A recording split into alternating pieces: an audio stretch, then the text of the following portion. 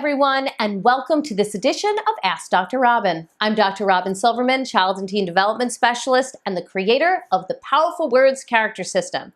Today's letter is from Casey M. in Detroit, Michigan, who writes, "Dear Dr. Robyn, I find myself often telling my children that they need to think of other people's feelings. They need to show more empathy and concern for each other, as well as for their friends and classmates.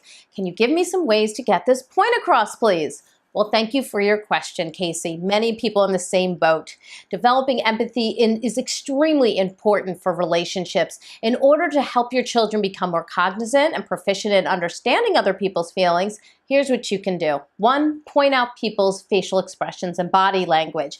When you are out at the playground, in the market, even reading a picture book with your child, point out people's facial expressions and body language and talk about how they must be feeling.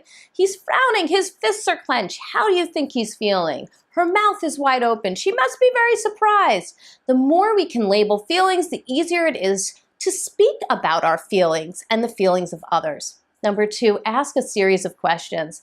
Sometimes our children act on feelings like anger or frustration in negative ways. They might hit, yell, kick, throw, or say something they regret. Step back for a moment.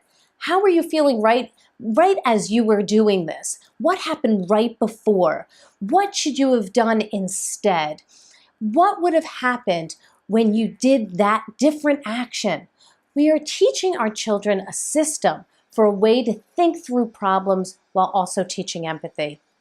Next, trade roles. Give your child a chance to take a walk in somebody else's shoes. Role play. For example, have him hold a toy and swipe it from him. What do you think that feels like? How did that feel? Perspective is born out of experience.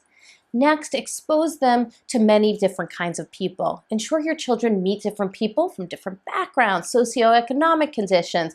Ask them to volunteer to help the less fortunate. Bring them to events where they can learn about people from different countries or cultures. The more they're exposed, the more they will remain open-minded and empathetic. Fortunately, opportunities to expand horizons are all around us. That's all for this edition of Ask Dr. Robyn. Please continue to send in your questions and be sure to tune in the next time we have our Ask Dr. Robyn in February 2017.